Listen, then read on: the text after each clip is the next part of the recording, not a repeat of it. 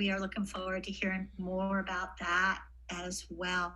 I want to turn our attention to back to Pastor Chris Yaw at St. David's Episcopal in Southfield. How is it you all began to get involved in gun buybacks? Tell us a little bit about that story. I am happy to, Bishop, and thank you once again for this opportunity to talk about this important issue. And I've got a couple of slides on a PowerPoint that I'm happy to share to make it a bit easier to understand here. Let me go ahead and make this work here. Look at you. Yeah, well, I mean, you know, it's to listen to a pastor for any amount of time can be really difficult, and so I really understand. I mean, how many times have I been told, Father, that sermon was too short? So instead, we'll go ahead and give you a couple visuals here. As I mentioned, St. David's pretty average, small to mid-sized church. We're in Southfield in Oakland County. Ethnically and educationally, we're diverse, really good salt of the earth people. We like doing good in the world, as I mentioned, hunger, homelessness, and Haiti. But then, Bishop, to answer your question, Oxford happened, which is in Oakland County, and Michigan State happened, two shootings that literally hit too close to home. And so at the leading of our bishop, we started studying the issue. And like a lot of you, we became rather awestruck with what we found. We began with this literal study. We wondered, how many guns are in Oakland County? How many people die in Oakland County by gun violence? Who's keeping tabs of this? None of our 43 police departments, our sheriff's department knew. So in 2022, we contacted the coroner's office, and using data obtained under the Freedom of Information Act, which we had a petition for each month for 12 months, we tabulated 123 firearm deaths in Oakland County that year, 35 homicides, and 88, over 70%, were suicides. 5 of those deaths were children. Well, then we took this information from underneath the bushel basket and shined a light on it. We paid a sign company to make 123 markers that highlighted each death. Who was this person? What's their age? What's their ethnicity? What city? What's the date of their death? And then each month in 2022, we would add these placards one by one to this outdoor display on the church's back lawn. So we could literally let this sink in. And this garden that you're seeing is like between our parking lot and our church. So we could kind of walk by it and let the compassion of God grow in our hearts. What would God say about this? And this spurred us to ask, well, what now? And so we put feelers out into the community. We got wind of an effort by our county to get interested in something that Oakland County had never done, which is a gun buyback. I attended a Zoom meeting with our county commissioners, notably Vice Chair Marcia Gershenson, Commissioner Charlie Cavell, as well as chiefs from those 43 police departments and St. David's. And we were one of 4 sites that was chosen by the county to host a gun buyback. We argued that not everybody would feel comfortable going to a police department with a gun. So a church might serve as a neutral ground and an alternative for some gun donors. So on Saturday, October 22nd, 2022, 23rd rather, in cooperation with Chief Alvin Barron and the Southfield Police Department, along with the Lathrop Village Police Department, we opened the doors, and man, that demand was overwhelming. We gave away 5,000 gift cards in 20 minutes. There was a 2-mile-long line of cars. We collected 117 guns. Even when we ran out of gift cards, people still gave us their weapons. More than half of these were handguns before we had to shut it down. This is not surprising given the fact that there are 1.3 million people in Oakland County and an estimated 1.7 million guns. Well, what we found out is that every one of these 4 sites experienced similar demand. Now, fast forward that to our second gun buyback. That was just a couple months ago in December, where the line's just as long. This time we had a grant from Marcia Gershenson and the county. So they paid for the police, which was $5,000, and they gave us $5,000 for gift cards. We raised another $20,000 on our own from area churches, from private citizens of goodwill. We gave away, again, the line's really, really long. And this time we gave away $19,000 in gift cards to a continual lineup of cars that would not go away even after the event was over. We took in 224 guns this time, including 133 handguns, 87 long guns. The following day, we fielded 40 phone messages at the church, most asking, when's the next gun buyback? 3 days later, this lady shows up with a gun and tries to give it to us at the church office. We said, go to the police station. These events, of course, are not without protesters. Both of our gun buybacks were met by protests. Here's a tent set up in a vacant lot right next to the church. These protesters walked up and down the public sidewalk with signs representing a group masquerading as gun safety organization, offering cash and more gift cards for guns in hopes of purchasing these firearms and putting them back into circulation. They didn't get much business that day. So why do gun buybacks in the first place? Bit controversial, but here are my 5 reasons. The first, possible decrease in suicides. The rate of suicide by gun in homes that have a firearm present is 8 times higher for men, 37 times higher than women. A second reason is that the leading cause of death in children today, firearms, ready access to firearms doesn't help matters. A third reason, the majority of crimes committed with a gun in the U.S. is with a stolen gun.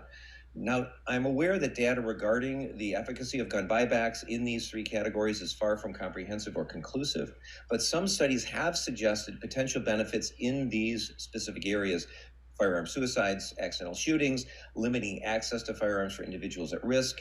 I've got some citations if you need them. And this is why many people, even some people on this call perhaps, have questioned the efficacy, the effectiveness of gun buybacks. Is this a good deployment of our resources? Can you spend 25 grand and get more, excuse the metaphor, bang for your buck? But let me just suggest a couple more reasons why I think gun buybacks are not a waste of money. Gun buybacks create solidarity among stakeholders. You get politicians and community activists and congregations and private citizens, all who are interested in gun safety, turning out to meet each other in person, to compare notes, and to better organize and energize around this issue. Also, my 5th reason, it keeps the issue of gun safety in the public eye, builds awareness in the community and among stakeholders. You can never imagine what will happen then next. One of the things we learned in collecting these guns, and mind you, we're not talking that many, we're talking hundreds, not thousands, is that it completely overwhelmed our municipal capacity to dispose of them. This is a picture of the Southfield Police Department's secure property room. All those boxes, they look like pizza boxes, those are actually contain guns, and they're labeled and ready for the next stop, but haphazardly stacked on a desk because there's no more room. Because they go to the county ballistics lab at the sheriff's department in Pontiac.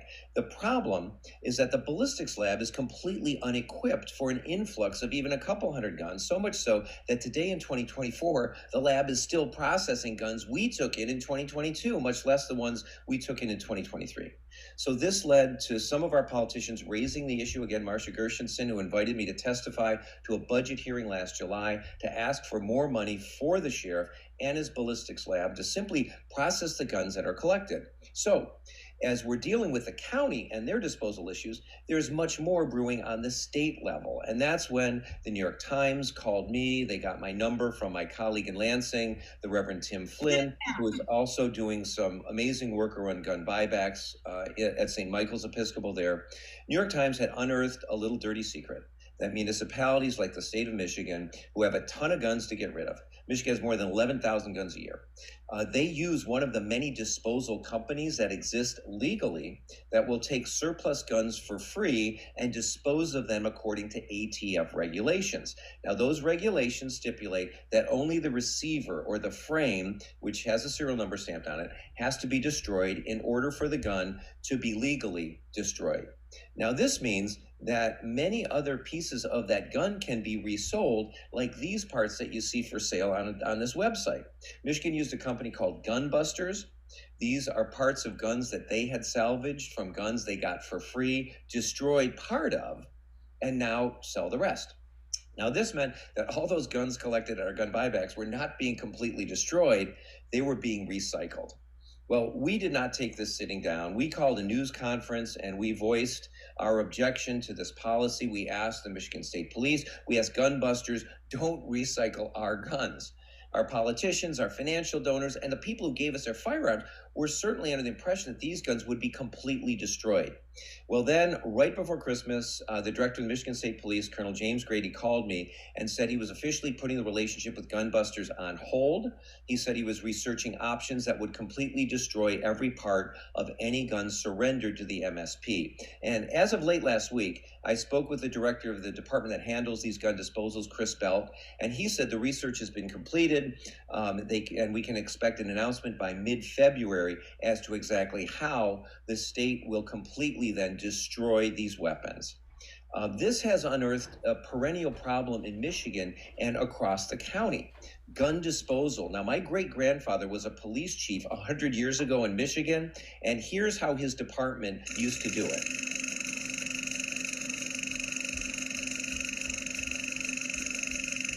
Now, that, my friends, is one way to get rid of your guns, but that's not really too environmentally sound, I would say. Gun disposal has turned into a huge problem because we have so many of them. Look at this graph. It shows that our gun stock in the U.S. has doubled in the last 30 years to 474 million guns produced for civilians.